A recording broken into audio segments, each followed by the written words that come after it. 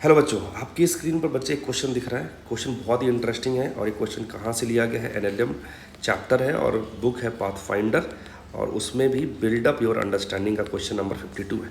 जल्दी से देखते हैं क्वेश्चन क्या कहता है। A bead of mass m which can slide on a straight horizontal frictionless rod is being pulled with the help of a light inextensible thread of length L in such a manner that the end P of the thread which is being pulled moves with a constant speed। बहुत important point है ये।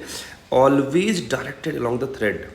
Find the an expression of the tensile force T है ना in the thread at an instant when the thread makes an angle theta with the rod. Question एक बार वापस देख लीजिए। एक रॉड है, वहाँ पर हमने एक बीड फंसा रखी है।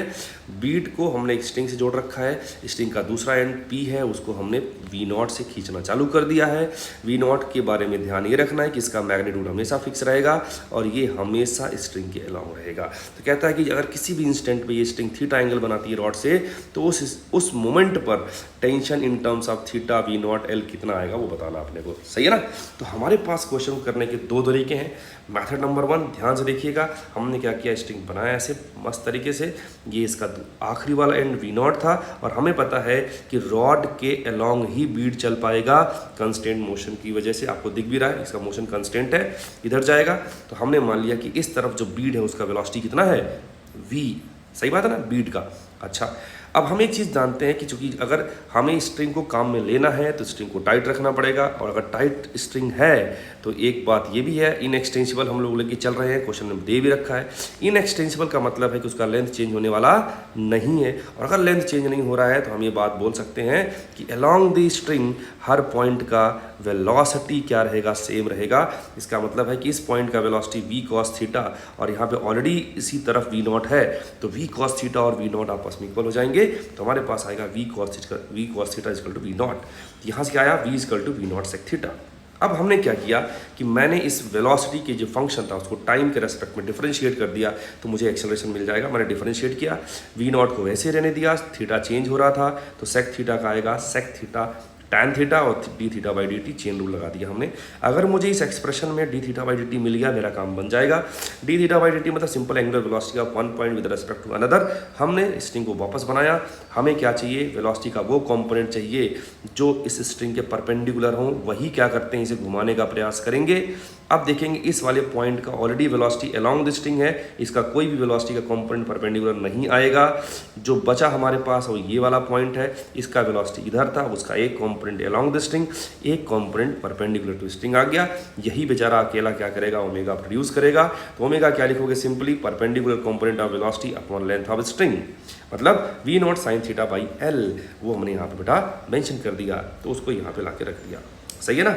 तो यहाँ पे हमारे पास क्या आ जाएगा, एक्सेलरेशन हमारे पास आ गया। देखो V0 sec theta tan theta, और इसकी जगह हमने रख दिया v sin theta by L।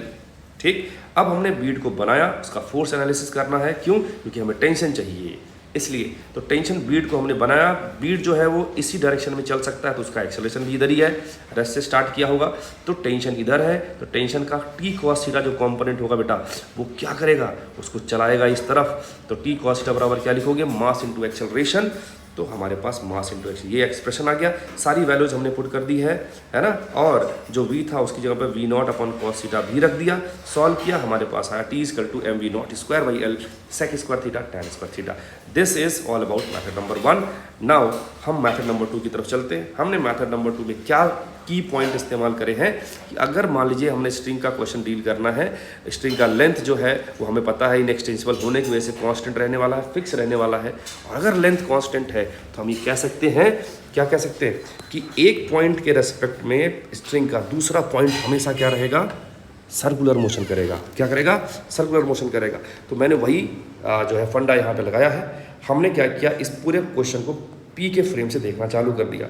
तो पी के फ्रेम में जब हम बैठेंगे तो मुझे ये पॉइंट जो दूसरा बीड है वो क्या नज़र आएगा, सर्कल में चलता हुआ नज़र आएगा। सर्कल में चलने वाला पॉइंट के पास जो पार्टिकल है उसके पास दो एक्सेलरेशन होते हैं, AT और AN, और या फिर AC भी बोल देते हैं। यहाँ पर AT क्या हो जाएगा, 0 हो जाएगा, क्योंकि लेंथ के अलोंग जो नेट वेलोसिटी है उसमें कोई भी चेंज आने वाला नहीं है। ऐसा क्वेश्चन में बोल रखा है कि V0 कांस्टेंट था। सही बात है ना, यस। तो हम ये देख पाएंगे कि जो ए एन आएगा, ए एन उसको क्या लिखेंगे, जो इसके रेस्पेक्ट में पी पॉइंट के रेस्पेक्ट में जो उसका रिलेटिव वेलोसिटी था, वो अगर वी रिलेटिव है तो उसका स्क्वायर डिवाइड बाई एल कर देंगे तो we will have the A N. सही है ना। उस चीज़ को बच्चे मैंने यहाँ पर लिख रखा है ना। और वी रिलेटिव खुद कितना था, वी नॉट टेन थीटा, वो कैसे आया होगा वो देख लो जल्दी से, कि आप कांस्टेंट मोशन से ये देख पाए थे कि जो v आया था वो कितना आया था, v नॉट सेक थीटा आया था। और इस v का हमें ये कंपोनेंट चाहिए which is again v sine theta, है ना। तो v की वैल्यू थी v नॉट सेक थीटा, मतलब v नॉट कॉस थीटा। यहाँ पे लिखोगे sine theta, sine upon cos क्या हो जाएगा, टैन हो जाएगा। तो ये हो गया v नॉट टैन थीटा, जो कि मैंने यहाँ पे लिख रखा है। तो ए एन कितना हो जाएगा, v not square tan square theta by L. ठीक है। अब चूंकि p वाला पॉइंट जो है आपने अभी देखा कि इसका एक्सेलरेशन कितना हो गया, 0 हो गया, तो इसके रेस्पेक्ट में जो इस बीड का एक्सेलरेशन होगा अलोंग द स्ट्रिंग वही ग्राउंड फ्रेम में भी हो जाएगा। सही है ना। तो मैंने उस बात को पूरा यहाँ पे मेंशन कर रखा है। और यहाँ पे ग्राउंड फ्रेम से जब मैंने इस ब्लॉक को देखा तो ग्राउंड फ्रेम में मान लीजिए एक्सेलरेशन कितना था, उसका ए था। इस ए का जो कंपोनेंट आएगा अलोंग द स्ट्रिंग वो आएगा ए कॉस थीटा, और यही हमारे पास क्या हो जाएगा, ए एन हो जाएगा। ये कैसे आया, ए एन क्या था, पी के रेस्पेक्ट में बीड का एक्सेलरेशन अलोंग द स्ट्रिंग, और ये ग्राउंड फ्रेम से जो आया था अलोंग द स्ट्रिंग उसका एक्सेलरेशन है।